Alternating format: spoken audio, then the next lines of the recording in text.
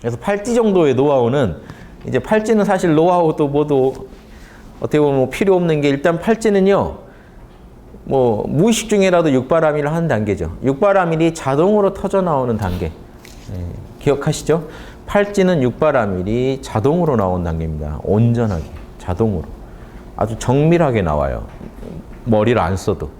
그럼 머리를 안 쓴다는 거냐? 그게 아니고요. 더 잘하려고 머리는 씁니다. 다만 머리를 안 써도 자동으로 나오는 단계라는 거예요. 그런 데다가 이제 머리까지 쓰니까 더 잘하죠. 차로 치면 이런 거 있으면 좋겠죠. 자동으로 운전 다 해주는 자동차. 그런데 더 정밀하게는 또 못하니까 사람이 또 정밀하게 관여할 수도 있는 자동차. 그런 거 생각하시면 돼요. 자동으로 이미 됩니다. 자동으로 사고 안 나게 운전할 수 있는 실력은 이미 그러니까 자동으로 돼요. 육바라밀. 다만 이 인간의 이런 수많은 관계의 조합이라는 건 뭐 천변만화를 하니까 그 상황에 따라 어떻게 정보를 활용하고 어떻게 할지는요. 여러분 양심은 자동으로 육바라밀 하더라도 여러분 에고가 그걸 도와서 끝없이 정보를 모아야 되고 자기 역량껏 그것도 자동으로 나오는 거기 때문에 역량의 수준을 계속 높여가야 돼요. 왜냐? 인간은 전지전능할 수가 없는 게 한 개체 입장에서밖에 세계를 분석 못하고 거기에 수작을 못하기 때문에 여러분은 항상 정보를 늘려야 됩니다. 지금 타인의 마음 몰라요. 옆에 있는 사람 마음도 사실 몰라요. 그 정보가 나한테 다 안 와요. 그러니까 내가 아는 만큼 아는 정보 안에서는 육바라밀이 자동으로 나오는데 정보량을 늘리면 어떻게 될까요? 맛이 달라지겠죠. 데이터를 더 넣으면 더 무궁한 맛이 나요. 그러니까 육바라밀 지금 자동으로 나온다고 해도 팔찌보살은 더 지혜를 개발하려고 끝없이 노력합니다. 그래서 지난번 지금 안 드셨을 수도 있는데 지난번 팔찌보살 설명할 때 부처가 계속 더 열애의 능력을 얻을 때까지 즉 비로자나불의 경지에 도달할 목표를 가지고 전지전능해지려고 더 노력하라는 얘기를 자꾸 분발하는 이유가 분발을 이렇게 하라고 하는 이유가 그 공부할수록 또 달라져요. 예, 그러니까 자동으로 사고 안 나게 다 됐다고 해도 데이터를 어떻게 입력하냐에 따라 더 정밀한 것까지 잡아낸단 말이에요. 그래서 그거는 무한합니다. 무궁해요.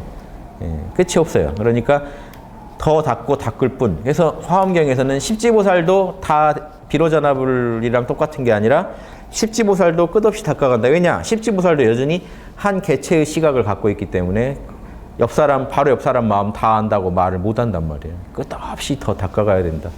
다만 육바라밀을 구사하는 능력이 정말 인간으로서 갈 때까지 갔다 해서 십지 주는 거지 완성이라고 주는 건 아닙니다. 그래서 그건 십지조에 또 설명드릴 거고요. 자, 12번 한번 볼게요. 불자여. 이 보살은 지혜의 광명함을 일으켜서 중생을 교화하니 이른바 중생의 몸의 다양성에 대해 잘 알고 자꾸 몸에 대해 잘 안다는 게 이런 겁니다. 중생들의 몸이 어떻게 만들어져 있고 이 중생의 몸을 이루는 그때 지난번 시로 설명하면 중생의 몸을 이루는 그런 에너지들이 어떤 작용을 해서 저렇게 몸이 구성되어 있는지도 알고 다 안다는 거고요. 중생의 몸에 대해 잘 분별하며 태어나는 곳에 대해 잘 관찰하여 그 응하는 바에 따라 몸을 나타내어 중생을 교화시키고 성숙시킨다. 중생의 몸이 다양하다는 거에는 이런 게 있습니다. 여러 재료가 있는데 이런 거예요. 지옥은 지옥의 재료가 있겠죠. 지옥에서 고생하는 몸, 축생으로 존재하는 몸의 재료, 또 사람의 몸, 아기의 몸, 또 하늘나라 사람의 몸이 다 다르겠죠. 이런 다양한 것까지 어떻게 만들어졌는지도 알면서 동시에 이런 거예요. 그 중생의 몸에 다 잘 알면서 그 중생의 몸들이 태어나는 것도 잘 알아요. 그럼 육도를 다 한다는 겁니다. 육도 하면 이제 아수라까지 넣으면 육도죠. 5도, 6도 다 괜찮아요. 아수라 빼고 보통 5도를 많이 얘기하고요. 6도 그러면 아수라라고 전쟁, 옆 사람하고 자꾸 싸우려는 그런 또 중생의 그런 단계가 있어요. 거기에도 이제 보세요. 거기에 응하는 바에 따라 몸을 나타내요.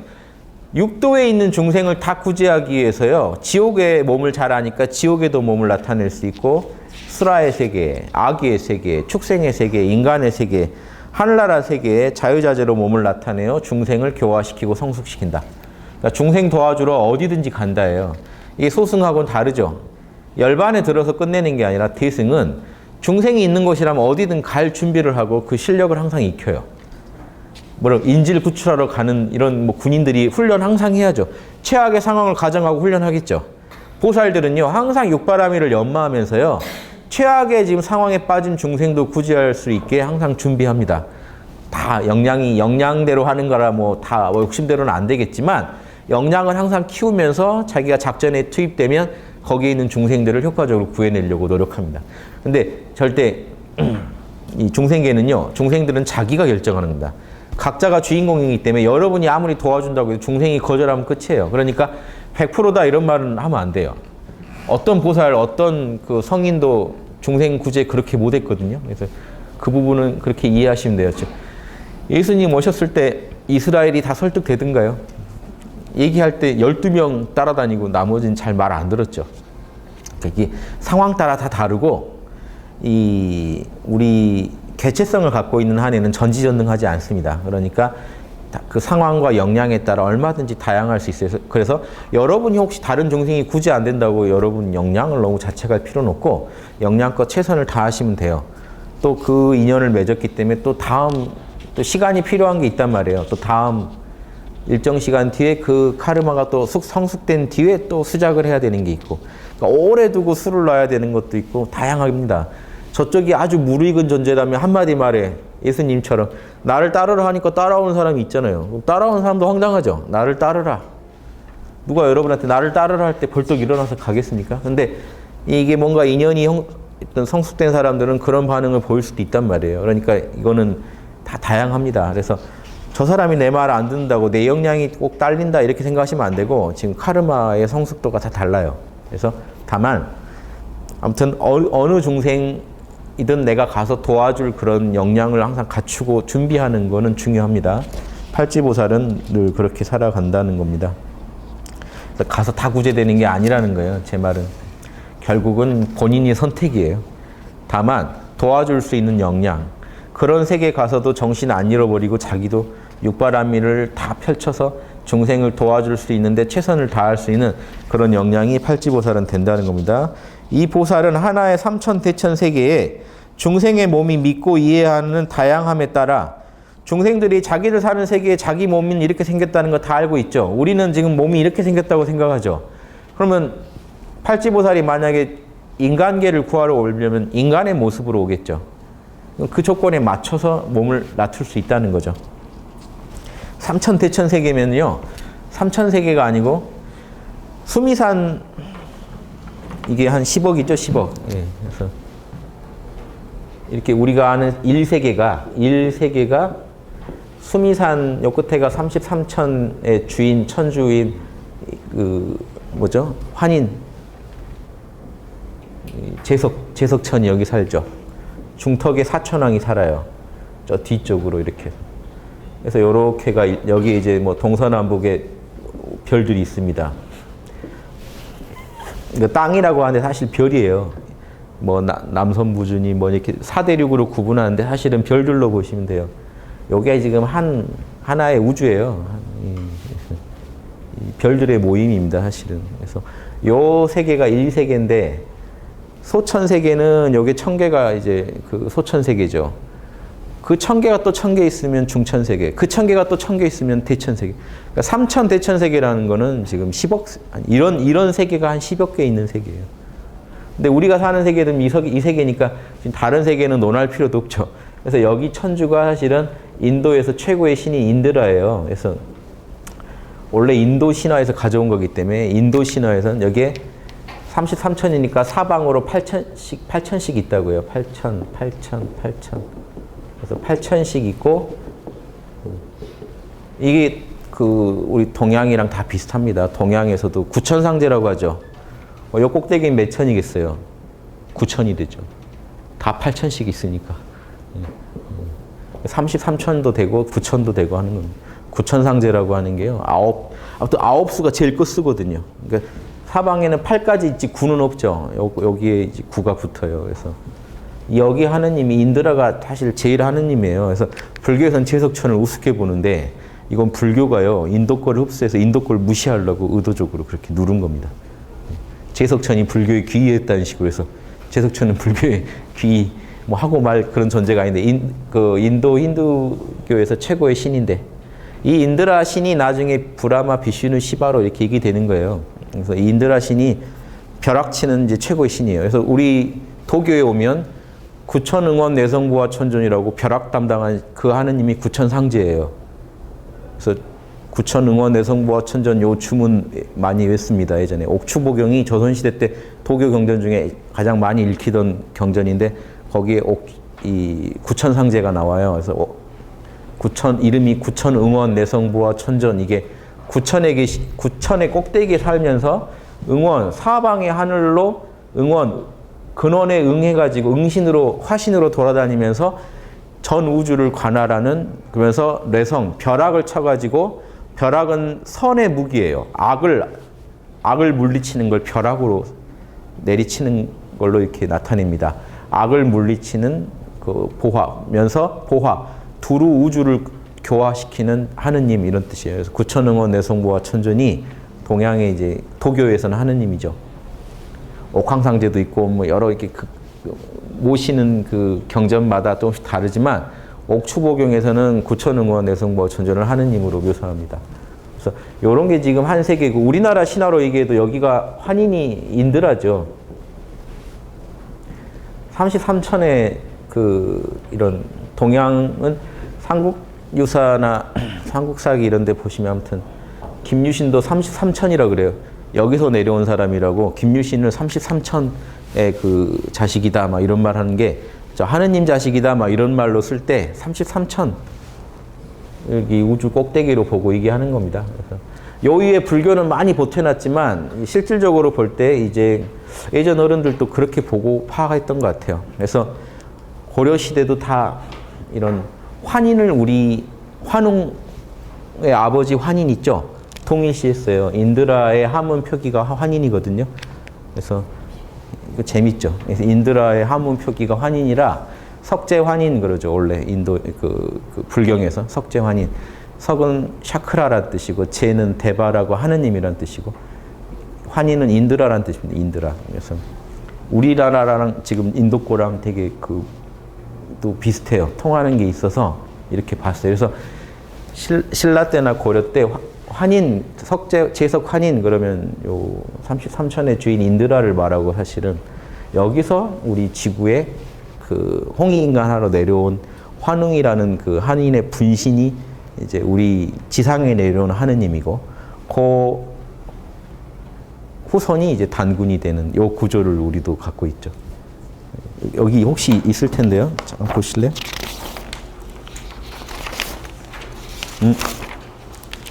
없나요?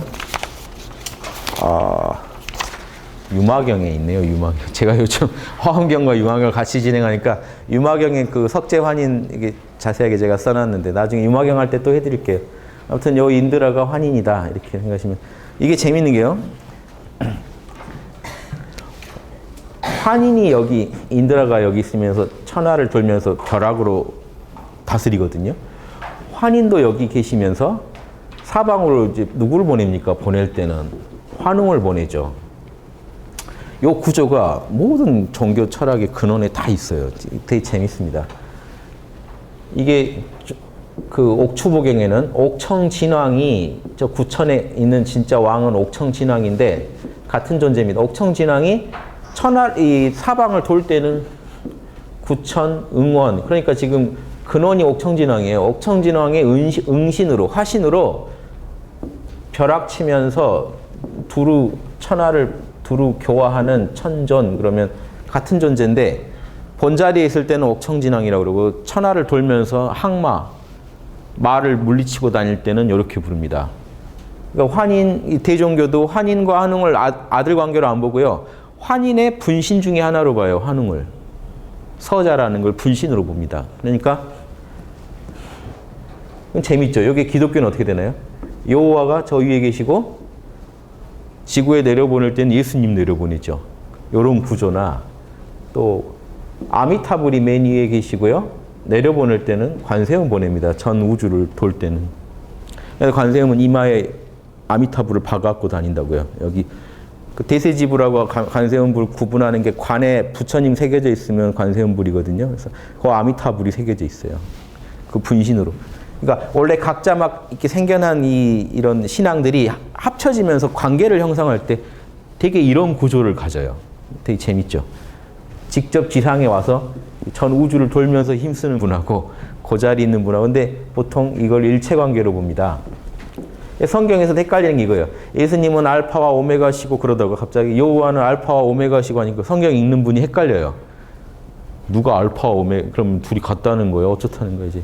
자꾸 헷갈리는 게 이 두 분이 성부 성령 이렇게 성자 다르면서도 이 경전에 보면은 또 이렇게 하나로 보고 얘기하고 막 이렇게 섞이잖아요. 근데 신기하게 모든 종교에서 유사한 형태로 이렇게. 북유럽 신화는 어때요? 오딘이 저 위에 있고 토르가 벼락치고 다니죠. 되게 재밌잖아요. 오딘이 아버지고 토르가 아들 관계로 되게. 이런 비슷한 구조를 다 갖고 있어요. 이런 거 재밌죠. 그래서 여기 동양에서 북극성이에요. 북극성 꼭대기에 하느님이 계시는데 지구로 그 하느님의 분신이 내려와서 지구에 있는 인류들을 도와준다라는 비슷한 구조를 갖고 있다. 예전에도 제가 한번 강의 때 말씀드렸을 텐데 재밌죠. 이 성경인 기독교적인 신앙마저도 비슷한 구조를 갖고 있는. 자, 하느님이 거기서도 북극성이라고 그래요. 구약에 북극성이라고 나와요. 신들이 계신 북극성에서 루시퍼가 땅에 떨어졌다 이런 말 쓰거든요. 그 북극성에서 내려오는 게 결국 예수님이 내려와서 지상에. 근데 두 분이 또 하나다. 하나이면서 또 둘이다. 막 이렇게 묘하게 설명하잖아요. 이런 게 되게 닮았죠. 이게요. 우리나라 개신교에서 지금 하는 분도 알아야 됩니다. 이게 이런 거 지금 그 신문에 기고하신 그 교수님 계시던데 하나님이란 말이요. 원래 예전으로 치면 이렇게 썼겠죠. 한알천 이러잖아요. 한알님에서 리을 빠진 거거든요. 그럼 이 하나라는 거에 크다는 뜻도 있죠. 하나라는 뜻도 있죠. 하늘이라는 뜻도 있어요. 요걸 지금 이게 원래 우리말에 있던 겁니다. 하나님이. 그런데 이 하나님을 지금 쓴 게 개신교예요. 이렇게 해서 그래서 이제 우리 나름대로 우리 독자적이다 하지만 다 있던 거예요. 원래 예전에 한이란 말에 이 뜻이 다 있었다고요. 우리 그래. 그렇죠? 요거를 기독교에서 개신교에서 그대로 취해 쓴 건데 이때 문제가 된 게 1800년도 1890 몇 년 정도 그래서 1900년도 초반에 우리나라에서 하나님 용어가 개신교 사회에서 안 정해질 때 선교사들 간의 논쟁이 계속 있었는데 그 논쟁의 핵심이 이거였어요. 하나님이 하나님으로 쓰자는 사람들이 나왔죠. 나오니까 하나님은 재밌는 게 그때 사정을 보면 이게 역으로 알 수 있는 게 많아요. 그때 선교사들이 싸울 때 하나님은 환인으로 봤어요. 무조건. 그래서 지금 언더우드 같은 분은 반대할 때 하나님은 다신교인 무속의 최고 신이니까 다신교 아니냐. 하나님이란 말 쓰지 말자. 그래서 언더우드는 계속 천주나 상제라는 표현을 좋아했습니다. 그런데 헐버트라는 분이 선교사가 환희는 성부고 환웅은 성령이고 단구는 성자라 우리 삼위일체랑 맞다. 그리고 이것도 사실 알고 보면 유일신 신앙이다. 환인 신앙 자체가 유일신 신앙이지 다신교가 아니다. 여기에 언더우드가 설득이 돼서 씁니다. 그럼 나도 하나님 쓰겠다 해서 그래서 논쟁이 끝나요. 그래서 지금 하나님 쓰고 있는 거예요. 하나님은 원래 선교사들은 다 알고 있었죠. 환인을 말한다는 걸 다 알고 있었어요. 재밌죠? 그럼 개신교에서 지금 하나님 할 때 환인이 한번 싹 지나가야 맞죠? 하나님 할 때 싹 지나고. 이해되세요? 신기하지 않아요? 지금 이게 거기 신문에 실려서 저도 봤는데 이 내용을 정리를 잘 해놓으셨더라고요. 그 교수님이 기독교 학을 하시는 교수님. 근데 이게 그러니까 저만 이렇게 보고 있는 게 아니라고요. 옛날에도 다 그렇게 봤다는 거예요. 그래서 성부 성령까지 막 적용하는 건 또 다른 문제지만 일단 저는 이 성부 성령 성자를 상징하는 부분도 있는데 정확히 읽어냈더라고요. 헐버트 그분이 단구는 인간하고 결혼해서 낳은 존재 아니냐. 인간이 섞였기 때문에 성자다. 그럴싸하죠. 그래서 이렇게 논리로 볼 수도 있습니다. 다만 저는 좀 다른 논리로 그 논리도 가능한데 이 부분에 해당되는 게 사실은 십지보살이라는 겁니다. 그래서 십지보살과 이 인드라 환인과의 관계를 이렇게도 볼 줄 알아야 돼요. 왜냐하면 불교에서는 재석을 저 밑으로 보기 때문에 바로 이렇게 연결을 안 하고 십지보살을 이걸 포함한 더 위에 있는 여기는 지금 인드라 33천이니까 더 위에 있는 색구경천의 십지보살이 왕이다. 거기서부터 이렇게 지배한다.